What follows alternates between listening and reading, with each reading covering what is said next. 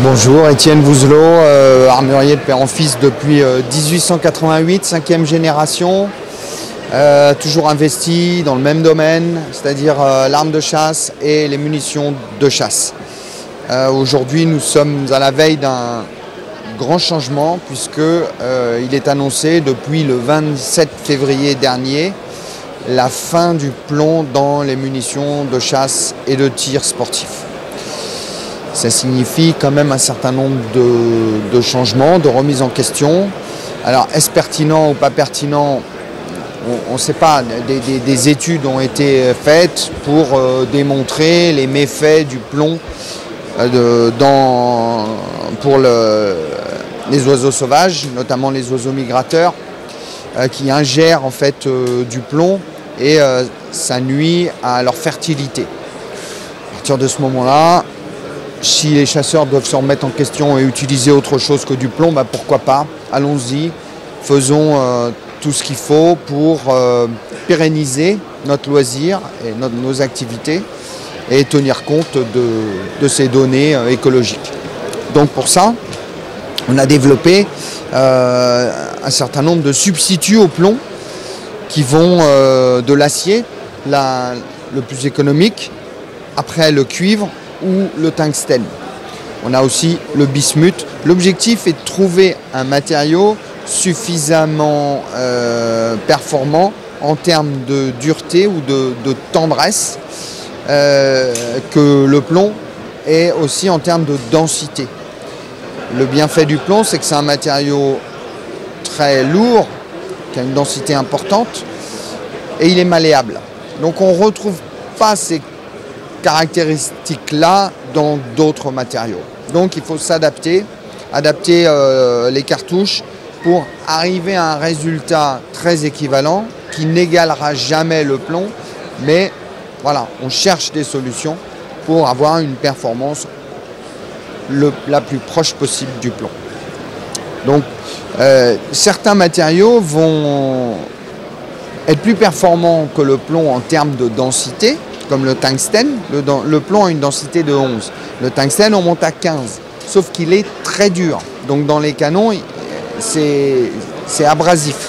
Donc il faut trouver des éléments propulseurs, des protections qui s'appellent la bourre, qui vont être suffisantes pour pouvoir projeter du tungstène ou même du cuivre ou de l'acier dans les canons. C'est ça l'objectif. C'est notre challenge. A priori, la fin du plomb est annoncée pour 2028. Donc on a encore quelques années pour mettre au point, fignoler ces alternatives qui sont déjà bien présentes sur le marché. Mais on a encore un peu de temps pour mettre tout ça à exécution. Parce qu'il faut savoir aussi qu'en même temps que la substitution du plomb, on cherche à substituer les plastiques à usage unique. Parce que ces capsules, ces bourres qui servent à protéger les canons, elles étaient au début en polypropylène, mais si on vient supprimer le plomb pour mettre du polypropylène dans la nature, c'est pas bien pertinent.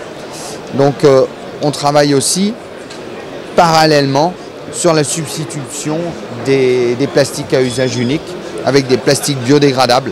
Donc on aura à terme des cartouches qui passeront dans tous les fusils avec un niveau de protection optimum, qui substitueront le plomb et qui auront un impact sur la nature favorable puisque les plastiques seront aussi biodégradables.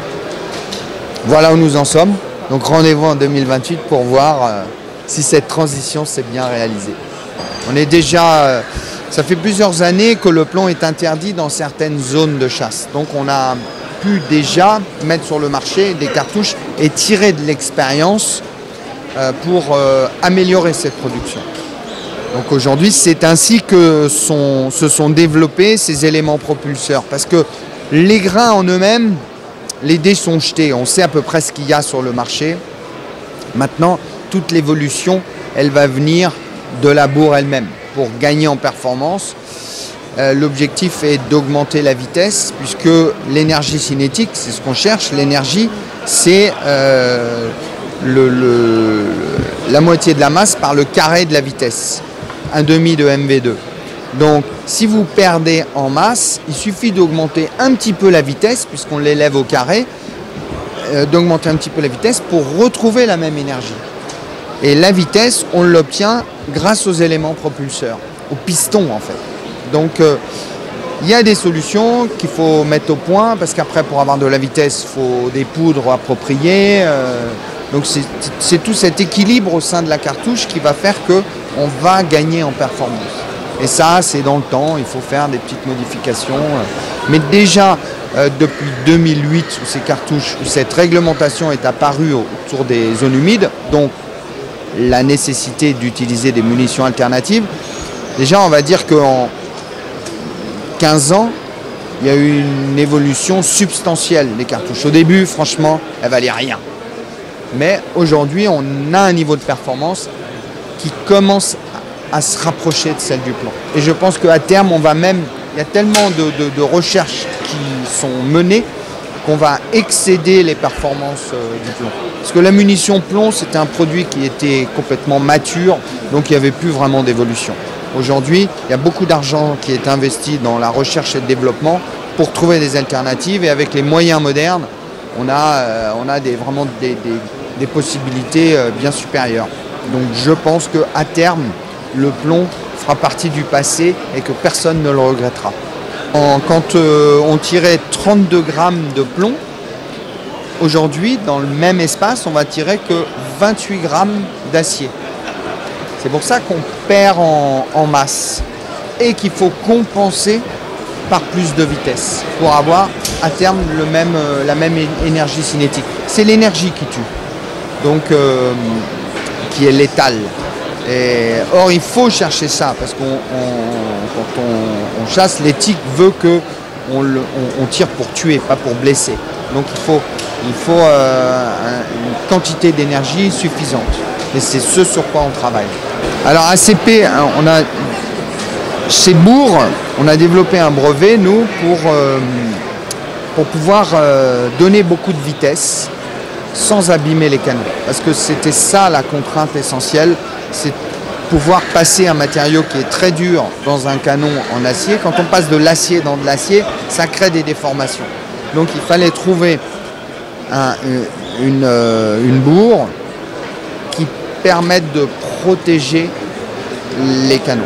Et c'est ce que nous avons fait au fil des années. Il y a eu plusieurs générations de bourres ACP qui utilisent la pression, la contre-pression pour s'auto-protéger. C'est-à-dire qu'on crée des fluides de pression pour que la bourre soit concentrée sur elle-même au travers des canons, qu'elle soit un peu sur un coussin d'air. Et c'est ce principe qu'on développe, qu'on fait évoluer et qui nous permettent de passer des vitesses très importantes sur des munitions de substitution. Alors au début c'était en polypropylène, donc ça posait donc ce problème des résidus. Demain ce sera en matière greenwad qui sont complètement biodégradables.